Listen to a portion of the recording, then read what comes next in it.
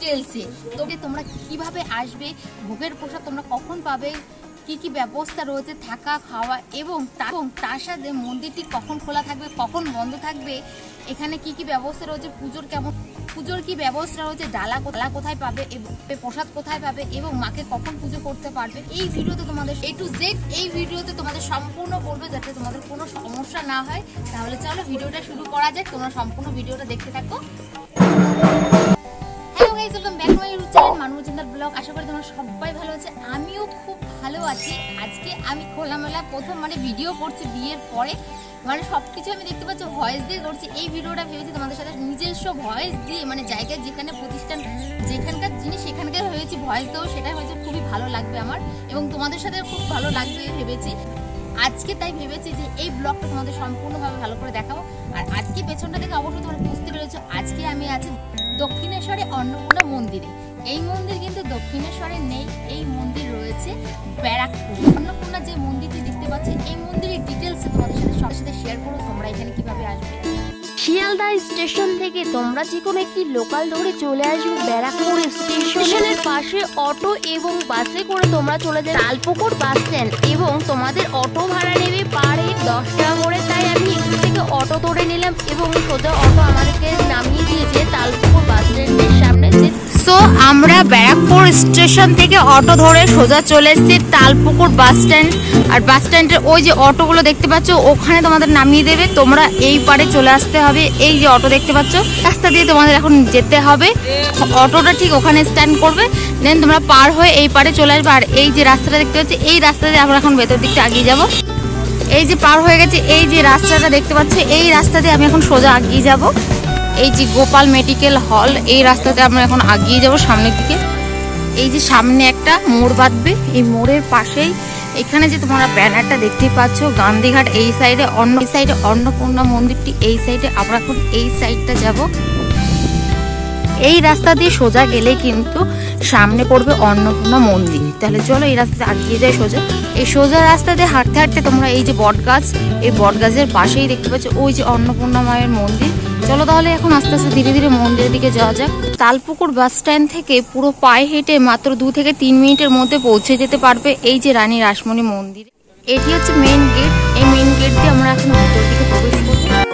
এটি হচ্ছে মন্দিরের মেন গেট, আর এখানে দেখতে পাচ্ছ শিব শক্তি অন্নপূর্ণা মন্দির।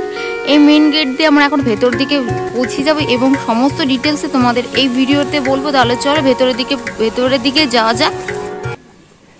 এরপরে গাইস আমি সোজা ঢুকে পড়েছি একদম মন্দিরের সামনে। এটা হচ্ছে মেন মন্দির, ওটা নাট মন্দির, ওই পাশে আরো শিব মন্দির আছে। তোমাদেরকে ধীরে ধীরে দেখাচ্ছি, এক একটা পরপর ধাপে ধাপে দেখাচ্ছি। তাহলে চলো এই মন্দিরের ডিটেলসটা তোমাদের সাথে সবকিছু শেয়ার করি, তোমরা দেখতে থাকো। দেখতে পাচ্ছ অফিস রুম, অর্থাৎ এই মন্দিরের যে হেড কর্তা রয়েছে তার এই রুমটা তোমরা কথাবার্তা বলতে পারো। এই রুমটা দেখতে পাচ্ছ, এই রুমে তোমরা যেতে পারো। তাছাড়া এই সাইডে রয়েছে 3টি শিব মন্দির, ওই পাশে রয়েছে আরেকটি শিব মন্দির।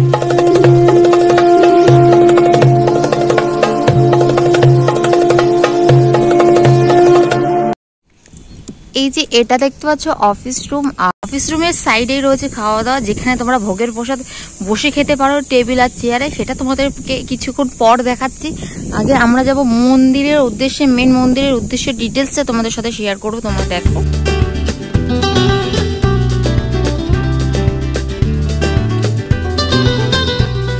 চলো তাহলে এই দক্ষিণেশ্বরে মায়ের মন্দিরের অন্নপূর্ণা যে মন্দিরটি রয়েছে, এই মন্দিরটি খোলা হয়, তোমাদের টাইমিংটা শেয়ার করি। এইখানে দেখো বড় করে পোস্টার দিয়ে আছে, তোমরা অবশ্যই জুম করে দেখতে পারো। এখানে সকাল 5টা থেকে 1:30 পর্যন্ত খোলা হয়, দেন আবার দুপুরবেলা অর্থাৎ 4টের পর থেকে 4টে থেকে 8টা পর্যন্ত খোলা থাকে মন্দির। তোমরা এখানে ভোগের প্রসাদ কিন্তু 120 টাকার মূল্যই পেয়ে যাবে। আর ভোগের প্রসাদের টাইম দেখতে পাচ্ছ 1:30টা থেকে 2টোর মধ্যে তোমরা ভোগের প্রসাদ পেয়ে যাবে। তাছাড়া এখানে অফিসিয়াল নাম্বারও রয়েছে, তোমরা এখান থেকে যোগাযোগ করে নিতে পারো। এখন চলো এই অন্নপূর্ণা মন্দিরটি রয়েছে বিশেষ দালান চূড়া বৈশিষ্ট্য, এই মন্দিরের সম্পূর্ণ ডিটেলসে তোমাদের সাথে শেয়ার করে, তোমরা দেখো। দক্ষিণেশ্বরের মন্দিরের আদলে এই মন্দিরটি তৈরি করা হয়েছে, একদম হুবহু কলকাতার দক্ষিণেশ্বরের মন্দিরের মতন তো প্রতিষ্ঠান করা হয়েছে এই মন্দিরটি।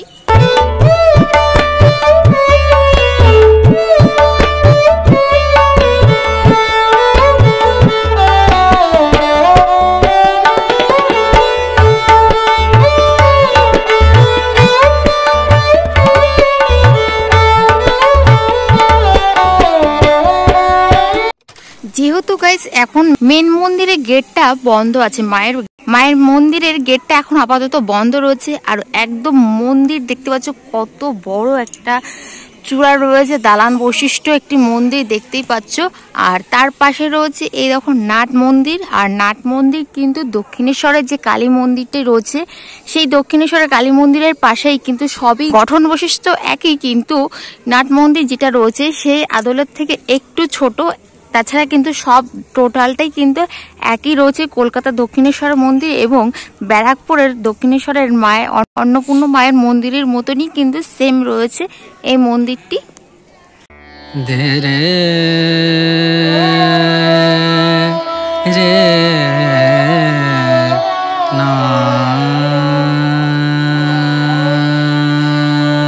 এটি হচ্ছে নাট মন্দির। এই নাট মন্দিরটি কলকাতার দক্ষিণেশ্বরের মন্দিরের মতনই সেম মন্দির, কিন্তু সেই মন্দিরে একটু হাইটে উঁচু আর এইটা একটু ছোট।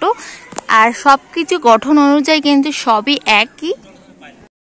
এবার চলো নাট মন্দিরের ভেতর দিকটা প্রবেশ করা যাক এবং ভেতরটা কেমন সেটা তোমাদেরকে সম্পূর্ণ দেখাই, তোমরা দেখো।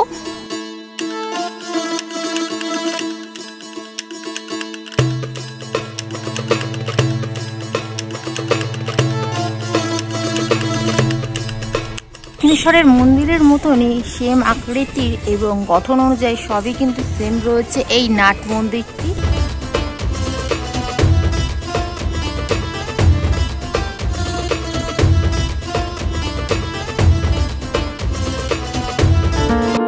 এবার চলো গাইস রানী রাসমণির মন্দিরের ভেতরে প্রবেশ করি এবং মন্দিরে কি ভেতরে কোন কোন ঠাকুর আছে সেটা সম্পূর্ণ তোমাদেরকে দেখাই, তোমরা দেখো।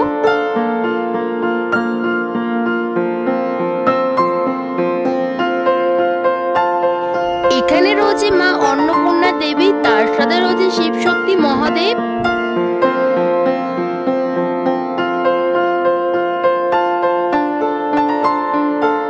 এখন চলো গাইস মন্দিরের চারি সাইডটা তোমাদেরকে ঘুরিয়ে দেখাই মন্দিরটি কেমন অবস্থিত।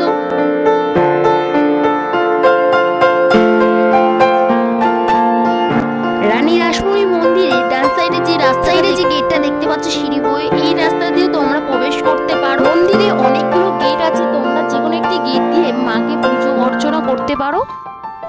মন্দিরে ঢোকার শুরুতে তোমরা দেখতেই পারবে এই যে জগৎ আম্বার একটি মূর্তি, যিনি কিনা এই মন্দিরটি প্রতিষ্ঠান করেছে। আর এই দেখো মাতা রানী রাসমণির কনিষ্ঠ কন্যা এই অন্নপূর্ণা মন্দিরটি প্রতিষ্ঠা করেন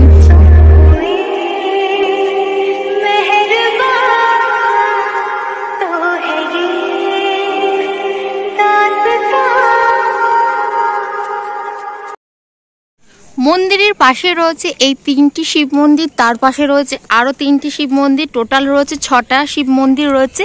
এই পাশে দেখতে পাচ্ছি 3টে, তার পাশে রয়েছে এইটি কিন্তু মা অন্নপূর্ণার মন্দিরের মেন গেট। এই গেট দিয়ে ভেতরে ওই পাশে চলে যায় স্নান করতে গঙ্গা। বিশাল সুন্দর একটি এই অন্নপূর্ণা মায়ের মন্দির। এই ব্যারাকপুরে এত কাছাকাছি একটি মন্দির, তোমরা অবশ্যই আসো এবং ঘুরে যাও এত সুন্দর একটি অন্নপূর্ণা মায়ের মন্দির দর্শন করার জন্য। শুনেছি নাকি এখানকার যে মা কালী রয়েছে সেই মা কিন্তু মাছ ছাড়া কিন্তু ভোগ প্রসাদ অন্ন গ্রহণ করে না। কি সম্ভব? এই প্রথম জানতে পারলাম যে কোনো কালী মা মাছ ছাড়া ভোগের প্রসাদ অন্ন গ্রহণ করে না।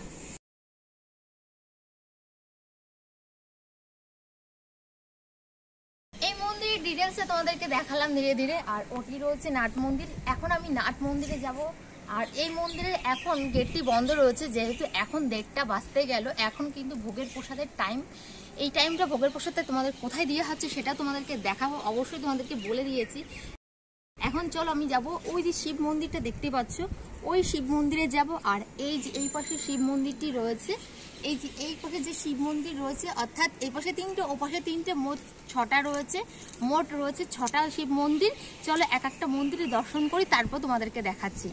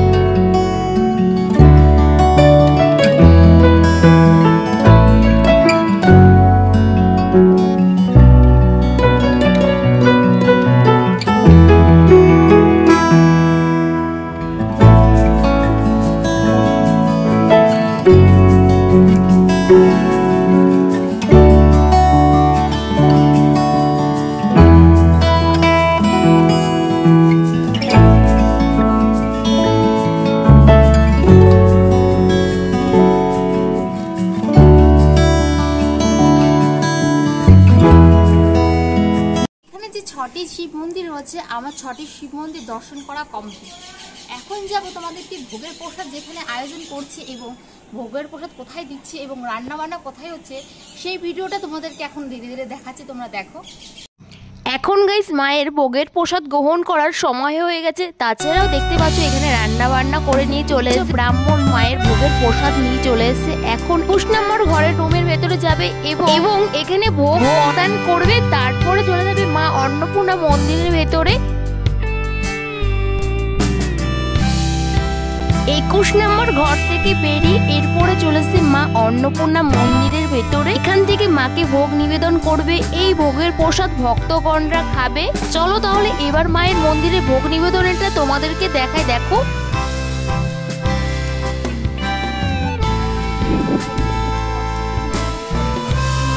তৈরি করা হয়েছে আর এখানকার যে মন্দিরটি রয়েছে সেটা কিন্তু অষ্টধাতু তৈরির মন্দির। আর এই মন্দিরের যে সিংহাসনটা রয়েছে সেটা কিন্তু সম্পূর্ণ রূপোর মন্দির। তোমাদেরকে ভেতরে জুম করে দেখালাম, অবশ্যই তোমরা দেখতে পারলে। ভেতরে যে মন্দির দুটি রয়েছে, একটি রয়েছে শিব শক্তি আর একটি রয়েছে মা অন্নপূর্ণা দেবী। সিংহাসন রয়েছে খুবই সুন্দর একটি রূপোর তৈরি। এখানে তোমরা ভোগের প্রসাদ পাবে দুপুর 2:30টার সময়। মাকে ভোগের প্রসাদ অন্ন গ্রহণ করার পরে তারপরে তোমরা কিন্তু ভোগের প্রসাদ পেয়ে যাবে। আর এই মন্দিরে সন্ধ্যা আরতি হয় 6:45 নাগাদ, কিন্তু এখানে সন্ধ্যা আরতি হয়। তোমাদের ভোগের প্রসাদ কিছু নিয়মাবলী আমি বলে দিই। মা অন্নপূর্ণা মন্দিরে ভোগের প্রসাদ নিতে হলে তোমাদের আর খেতে হলে কি কি করতে হবে। যদি তোমরা বাড়িতে নিয়ে যেতে পারো অবশ্যই, আর বাড়িতে নিয়ে যেন আলাদা কন্টেনার কিনতে হবে, সেটার প্রাইস কিন্তু 70 টাকা পড়বে। আর তোমরা ভোগের প্রসাদ খেতে হলে 120 টাকা দিয়ে ভোগের প্রসাদ খেতে হবে। আর সেটা তোমরা এখানে চেয়ার টেবিলে বসে খেতে পারবে। আর ভোগের প্রসাদ খেতে হলে আগের দিন রাত্রিবেলা তোমাদের ফোন করে বুকিং করতে হবে। আর ফোন নাম্বারটা আমি তোমাদের নিচে মেনশন করে দিচ্ছি, অবশ্যই ফোন নাম্বার ফোন করে তারপর তোমরা কেটে নেবে। তারপরে তোমরা পরের দিন এসে দুপুর 1:30টার সময় ভোগের প্রসাদ গ্রহণ করতে পারবে। এবার চলো তোমাদেরকে দেখিয়ে দিই যেখানে ভোগের প্রসাদ খাওয়া দাওয়া হয়, যেখানে টেবিলে বসিয়ে চেয়ার বসিয়ে খাওয়া দাওয়া হয়, সেই জায়গাটা তোমাদের সাথে শেয়ার করে তোমরা দেখো। মায়ের মন্দিরের পাশে রয়েছে এই যে রুম নাম্বার হচ্ছে 4 নাম্বার রুম হচ্ছে যেখানে তোমরা ভোগের প্রসাদ অন্ন গ্রহণ করতে পারবে। এই জায়গাটা এখন খাওয়া দাওয়া কমপ্লিট, সবাই দেখতে পাচ্ছ। ওই যে এই যে 4 কল আছে, কলে হাত মুখ ধুয়ে নিচ্ছে।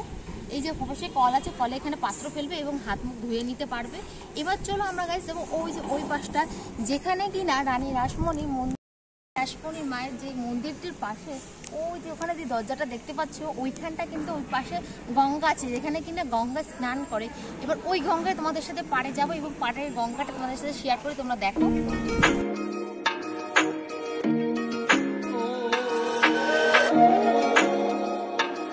এটি হচ্ছে রানী রাসমণি স্নানের ঘাট। এটা দেখতে পাচ্ছ ঘাট বাঁধানো কত সুন্দর আর কি পরিষ্কার গঙ্গার জল। এই গঙ্গায় দেখতে পাচ্ছ প্রচুর মানুষজন স্নান করছে।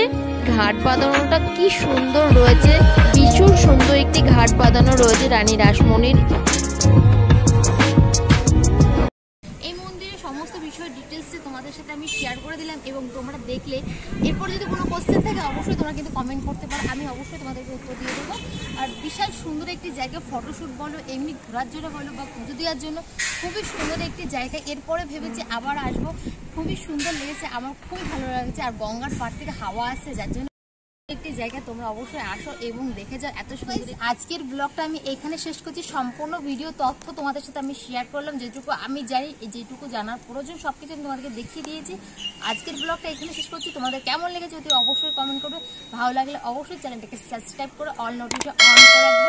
আমার এরকম আরও নতুন নতুন ব্লগ ভিডিও শেয়ার করো তোমাদের সাথে তাড়াতাড়ি। তোমরা ঝটাফট চ্যানেলটাকে সাবস্ক্রাইব করে অল নোটিফিকেশন অন করে রাখবো।